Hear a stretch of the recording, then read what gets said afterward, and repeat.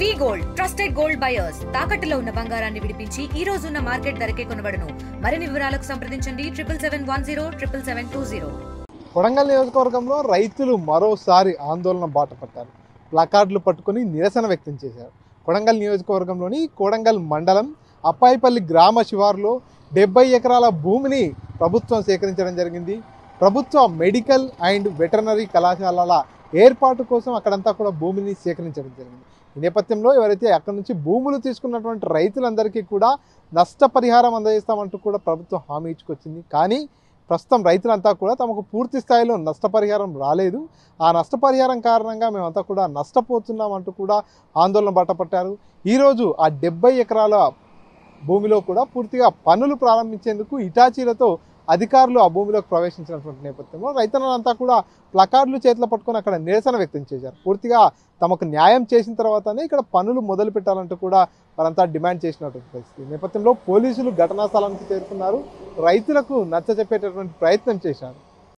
ఏదైతే కొడంగల్ ఎమ్మెల్యే ముఖ్యమంత్రి అయిన తర్వాత రేవంత్ రెడ్డి గారు కొడంగల్లో అభివృద్ధి చేద్దామని ముందుకొచ్చిండు. చాలా సంతోషకరమైన విషయం, మేము కూడా స్వాగతించాము.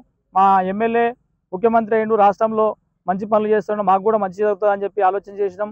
దాంట్లో భాగంగానే కొడంగల్ మండలంలో అప్పాయిపల్లిలో గ్రామంలో ఇక్కడ రోడ్లో ఉన్నటువంటి భూములపైన కొంతమంది మాకు పడరానటువంటి ఇక్కడ కొంతమంది రియల్ ఎస్టేట్లర్లు, కొంతమంది రాజకీయ నాయకులు కలిసి ఇక్కడ ఉన్నటువంటి పేదల భూములు 60-70 ఎకరాల భూములు ఉన్నాయని చెప్పి వాళ్ళు అక్కడ ఉన్నటువంటి పెద్దలకు తెలియజేసి ఈ భూములను పోగొట్టాలని చెప్పి వాళ్ళు ఆలోచన చేసి, ఎందుకంటే పోగొడితే అక్కడ మేము అక్కడ డబ్బులు తీసుకోవచ్చు అని చెప్పి ఆ విధంగా ప్రభుత్వానికి తెలియజేసి వాళ్ళు ఏం చేశారంటే గత సంవత్సరం నుండి మేము ఇవ్వమని చెప్పి మేము కొట్లాడితే ఆ రోజు నుండి ఈ రోజు వరకు బలవంతంగా గుంజుకొని 10 లక్షలు ఇస్తాము, ప్రభుత్వం ఇంటికి ఉద్యోగం ఇస్తాము, మరి ఇంటికి ఒక ఇందిరమ్మ ఇల్లు ఇస్తామని చెప్పి ఆ రోజు ఉన్నటువంటి ఆఫీసర్ ఏవైతే ఆర్డీఓ కానీ ఎంఆర్ఓ కానీ ఇక్కడ ఉన్నటువంటి రాజకీయ నాయకులు అందరూ కూడా హామీలు ఇచ్చి ఇప్పటికి వరకు సగం డబ్బులు ఇచ్చి ఇప్పటి వరకు మిగతా డబ్బులు 10 లక్షలు 6 లక్షలు 5 లక్షలు ఇచ్చిర్రు. మాకు కూడా దాదాపుగా ఎకరాల ల్యాండ్ లోపల మాకు 6 లక్షలు ఇచ్చిర్రు. ఇంకా 4 లక్షల రూపాయలు మాకు ప్రభుత్వం ఒక ఉద్యోగం ఇస్తామని రియల్ కాబట్టి మేము ఒకటే డిమాండ్ చేస్తా ఉన్నాము. మేము అభివృద్ధికి ఎక్కడ ఆటంకం కాదు. మా భూములను ఎందుకంటే మొన్న లగచర్ల వాళ్ళు కొడితే తంతే అక్కడ ఉన్నటువంటి రైతులకు 20 లక్షలు ఇస్తున్నావు. ఇక్కడ మూలకు ఉన్నటువంటి భూములకు, ఇక్కడ రోడ్లు హైవేలో ఉన్నటువంటి భూములకు ఇస్తామన్న 10 లక్షలు ఇవ్వకుండా ఈరోజు దౌర్జన్యంగా బుల్డోజర్లు పెట్టి ఈరోజు మొత్తం కంచేయడానికి ప్రయత్నం చేస్తా ఉన్నారు. ఈరోజు ప్రభుత్వం కావచ్చు, పోలీసులను పెట్టి ఈ విధంగా దౌర్జన్యంగా మమ్మల్ని భయభ్రాంతులకు గురి చేసి కంచే చేస్తా ఉన్నారు. దీనికి ఎక్కడ న్యాయమని అడుగుతా ఉన్నాము.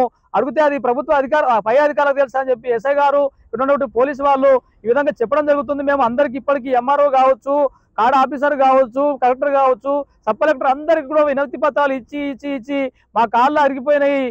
ఇచ్చి మా చేతులు రాసి వినతి పత్రాలు 100ల కొద్ది ఇంట్లో ఉన్నాయి. ఇవన్నీ కూడా జరుగుతూ ఉంటే ఇప్పటికి కూడా నష్టపరిహారం ఇవ్వకుండా దౌర్జన్యంగా ఈ విధంగా గుంజుకోవడం అనేది ఇది ఎక్కడ న్యాయం అని చెప్పి మేము ప్రశ్నిస్తా ఉన్నాము. రాజ్యాంగబద్ధంగా ప్రజాస్వామ్యాన్ని గౌరవిస్తున్నాను, నేను రాజ్యాంగాన్ని గౌరవిస్తున్నాను, రాజ్యాంగం బతకాలి, ప్రజాస్వామ్యం బతకాలంటున్నటువంటి ముఖ్యమంత్రి గారికి మేము ఒకటే విజ్ఞప్తి చేస్తా ఉన్నాము. మీ యొక్క కాన్స్టిట్యూయెన్సీ లో మీ యొక్క ప్రజలు ఈ విధంగా ఇబ్బందులు పడతా ఉంటే, బాధలు పడతా ఉంటే మీరు చూస్తూ ఇక్కడ ఉన్నటువంటి రాజకీయ నాయకులు మీకు సరైనటువంటి అవగాహన లేకుండా వాళ్ళే ఇక్కడ దోపిడీ చేసిర్రు.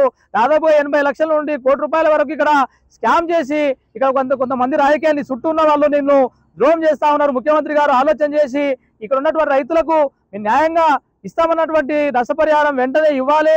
లేని పక్షంలో ఈరోజు ఎస్ఐ గారు శాంతియుతంగా మీకు మండే వరకు టైం ఇచ్చినా మేము కూడా మీరు మాట్లాడండి, మాకు ఇస్తే మేము అడ్డు కాదని చెప్పడం జరిగింది.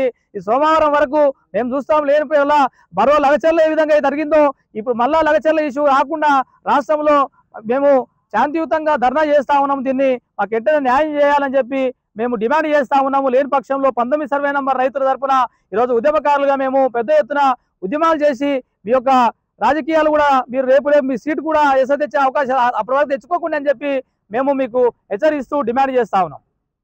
పేరు శేఖర్ గౌడ్, అప్పాయిపల్లి గ్రామం. మెడికల్ కళాశాలలో 3 ఎకరాల భూమి మాది పోయింది. 1 రూపాయి కూడా ఇంతవరకు నష్టపరిహారం రాలేదు. దాంట్లో భాగంగానే మా ల్యాండ్ను వేరే వాళ్ళు రిజిస్ట్రేషన్ చేసుకొని దాన్ని అమౌంట్ని తీసుకోవడం జరిగింది. ఈ విధంగా మేము ఎన్నో ప్రయత్నాలు చేసి కాడ ఆఫీసర్ గారికి, తర్వాత ఎంఆర్ఓ గారికి, డిప్యూటీ కలెక్టర్ గారికి వినతి పత్రాలు ఇంతవరకు చాలా ఇచ్చామన్నమాట. ఆ వినతి పత్రాలు ఇస్తే కూడా ఎలాంటి స్పందన అయితే లేదనమాట. ఆ స్పందన లేకపోవడం వల్ల ఈరోజు నిరసనకు తిరగడానికి ముందుకు రావడం జరిగింది. దాంట్లో భాగంగా నేను లెక్చరర్గా ఉన్నప్పటికీ కూడా నా హక్కుల కోసం నా భూమి పోయింది కాబట్టి నా భూమి కోసం పోరాటం చేయడానికి ముందుకు రావడం జరిగింది. మా అన్నదమ్ములు 4 ఉన్నారు, కానీ ఎవరికి ముందు రాలేకపోతున్నారు. వాళ్ళని భయభ్రాంతులకు గురి చేసిండ్రు అనమాట.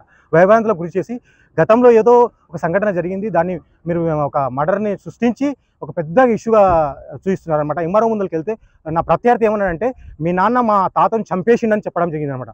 ఈ ఇష్యూని నేను ఎంతకైనా తీసుకోవడానికి సిద్ధంగా ఉన్నా, సవాల్గా చేస్తున్నా.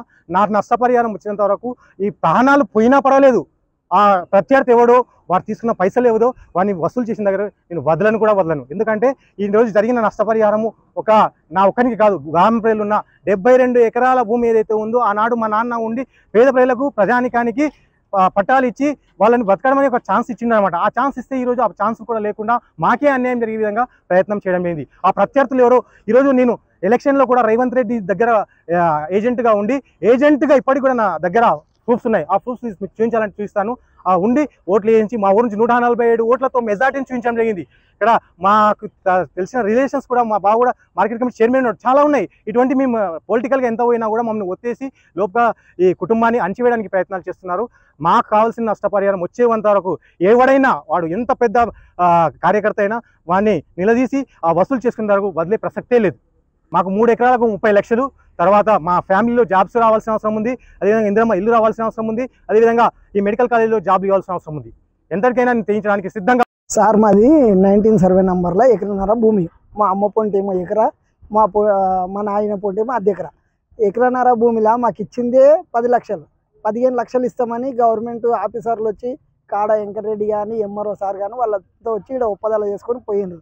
పోయిన తర్వాత ఏం చేసిండ్రు, ఇప్పుడు మా అమ్మ పేరు మీద 10 లక్షల ఇటంగా 8 లక్షలే ఇచ్చిండ్రు. మళ్ళీ దాంట్లో 10 లక్షలు ఇస్తామన్న ఎకరా భూమికి 2 లక్షలు తక్కువైనాయి. ఈ ఎకరా భూమి రాకుండా చేసిండ్రు. అయితే ఇట్లా 3 ఎకరాలు ఉండోళ్ళతోనేమో ఎకరా తక్కువ అయింది, ఎకరన్నర ఉండోళ్ళతోనేమో ఎకరా తక్కువ అయింది.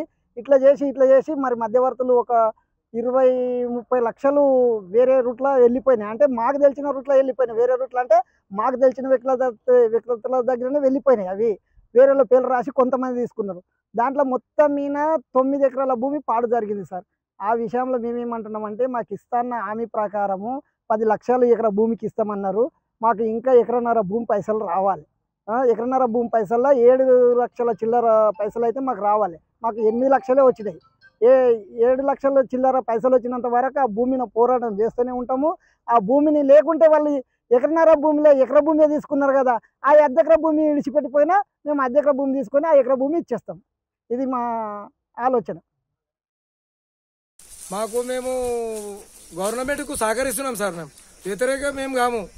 ఈ పోలీసు సిబ్బంది కానీ వేరే ఇంకోటి రెవెన్యూ సిబ్బంది కానీ మాకు కలెక్టర్ సార్ వచ్చిన వాళ్ళు అప్పుడు కూడా వాళ్ళకు కూడా మంచిగా ఇస్తామని చెప్పినాం. మేము వాళ్ళకి వెళ్ళక గొడవలకు ఏం దిగలేం సార్. మెడికల్ కాలేజ్ అన్నారు కదా, అందరికీ సహాయపడడానికి మేము ఉపయోగపడుతున్నాం. కానీ మధ్యలో మా పైసలన్నీ కట్ చేసి తినకమైంది సార్. ఇది న్యాయమా సార్? ఇది పద్ధతి? ఏం చేస్తాం మేము? అరిగో చేద్దామా సార్? మేము మా డిమాండ్కి ఇవ్వదు సార్, ఏం లేదు. హలో, కొడంగట్ మండలము మా సీఎం కొడంగంటి సీఎంని మేము పేదలం సాధనం అందరం కూడి మా రేవంత్ రెడ్డి మా గడ్డకు సాయం చేస్తాడంటని అందరం ఊర్లో పొంటి ఉండ కొడుకులు కూడా కొడాళ్ళు కూడా బతుకుదేరిపోయిన వాళ్ళు కూడా వచ్చి ఓట్లేసిపోయిండ్రు. ఓట్లేసిపోయిన మాత్రాన ఇప్పుడు మాకు ఇంత ఆపతి పెడుతుండు. ఆయన సీఎం ఇందు సేవడికి అయిందా, ప్రభుత్వంకి అందరికీ చేసి సీఎం అయిందా, వాళ్ళ కొడుకులు బిడ్డలు వదినోళ్ళు మరదాళ్ళు వాళ్ళతోనే సీఎం అయిందా? మాకు ఇది అంతా అన్యాయం జరగబెడుతున్నాడు. ఆడికి ఆఫీసుకు కలెక్టర్కు పోతే కేర్ చేస్తలేడు. సీఎంతో వచ్చి టీఆర్నా ఎవరో బయట ఉండి బయటికెళ్ళి ఎలగొట్టిండ్రు. చెట్ల పంటి కూడు గంజి కానక పడి వచ్చినాం మేము. మాకు మేము అడిగిన పాత్రము ఆయనకు భూములు ఇచ్చినాము, మనిషికి ఇచ్చినాము. గొడవలు పడకుండా మా పైసలు మా డబ్బులు మాకు 10 లక్షలు రావాలి. మా డబ్బులు మాకు ఇచ్చి భూమి చేసుకొనుకోకో. ఈ రోజుల్లో మాకు అన్యాయం చేస్తుండు ఆ సారు రేవంత్ రెడ్డిని సీఎం చేసినందుకు మాకు ఇంత ఆపతి పెడుతుండు. అప్పాయిపల్లి గ్రామంలో 19 సర్వే నంబర్లో మెడికల్ కళాశాల, వెటర్నరీ కళాశాల కోసం ప్రభుత్వం ఏదైతే సేకరిస్తున్నటువంటి భూమిని గత సంవత్సరం దాదాపుగా జనవరి నుండి ఈ జనవరి ఒక సంవత్సరం పూర్తి అవుతున్నది.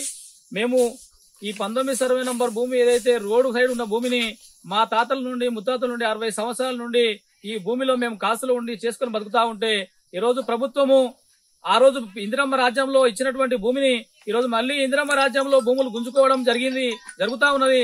అయినా కూడా సరే ప్రభుత్వం ఈరోజు మెడికల్ కళాశాల వెటర్నరీ కళాశాల కడతామన్నందుకు స్వాగతించి ఈరోజు భూములు ఇవ్వడానికి సిద్ధమైతే ఈరోజు ఇస్తామన్నటువంటి 10 లక్షల రూపాయలు ఇవ్వకుండా ఎకరాకు 6 లక్షలు 5 లక్షలు ఇచ్చి ఇక్కడ మోసం చేసి ఇక్కడ ఉన్నటువంటి ఎంఆర్ఓ కావచ్చు, ఆర్డీఓ కావచ్చు, ఇక్కడ ఉన్నటువంటి కొంతమంది రాజకీయ నాయకులు అందరూ కూడా కలిసి అసలు భూములు లేనటువంటి వాళ్ళు ఇక్కడ రికార్డులు లేనటువంటి కొందరికి రాజకీయ నాయకులకు కాంగ్రెస్ కార్యకర్తలకు దాదాపుగా 80 లక్షల నుండి 1 కోటి రూపాయల వరకు ఇక్కడ దోచుకొని స్కామ్ చేయడం జరిగింది. కాబట్టి ఇదంతా కూడా వాళ్ళందరి దగ్గర రికవరీ చేస్తారా లేదంటే ఇక్కడ ఉన్నటువంటి నిజంగా రైతులు ఏదైతే పోరాటం చేస్తున్నామో ఆ పోరాటం చేసినటువంటి నిజమైన రైతులకు న్యాయం చేసిన తర్వాత భూములు తీసుకోవాలని చెప్పి మేము గత 5-6 నెలల నుండి అడుగుతా ఉన్నాము, మాట్లాడుతున్నాము.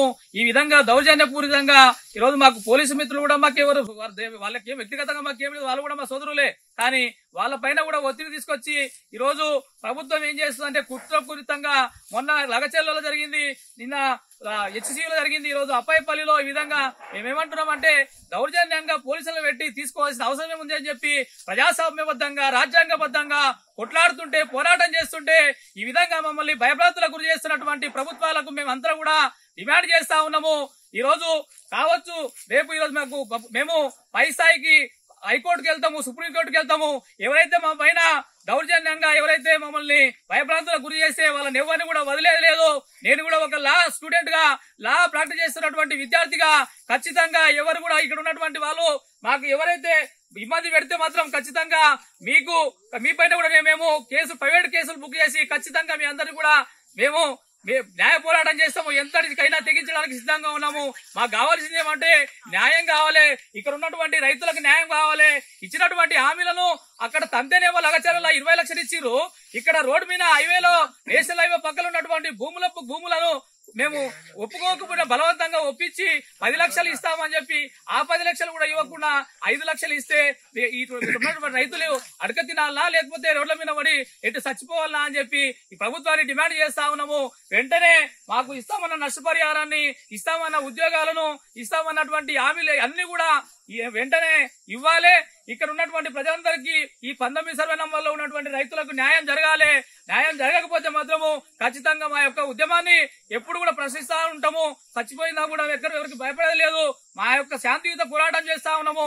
శాంతియుత జరిగేటటువంటి పోరాటానికి పోలీసు మిత్రులు అందరూ కూడా సహకరించాలి. మేము ఎవరిపైన కొట్లానికి రాలేము, ఇక్కడ దౌర్జన్యం చేయడానికి రాలేదు. మా దగ్గర ఎందుకంటే తక్కువ జనాభా ఉన్నా కూడా మేము శాంతియుతంగా ఇక్కడ మా భూముల దగ్గరకే వచ్చి మేము నిరసన తెలపాలని వచ్చినాం. కాబట్టి అందరూ కూడా పత్రికా మిత్రులు కావచ్చు, పోలీసులు కావచ్చు, అందరూ కూడా సహకరించి మా యొక్క నిరసన కార్యక్రమాన్ని అందరికీ సమాజానికి తెలియజేసి మాకు వచ్చే విధంగా ప్రయత్నం చేయాలని చెప్పి అందరికీ పేరు పేరున ప్రత్యేకంగా కృతజ్ఞతలు తెలియజేసుకుంటూ ముగిస్తున్నాను. మరిన్ని వీడియోస్ కోసం ఛానల్ ని సబ్స్క్రైబ్ చేయండి. లేటెస్ట్ అప్డేట్స్ కోసం వాట్సాప్ ఛానల్ ని ఫాలో అవ్వండి. ఆ లింక్ డిస్క్రిప్షన్ లో ఉంది.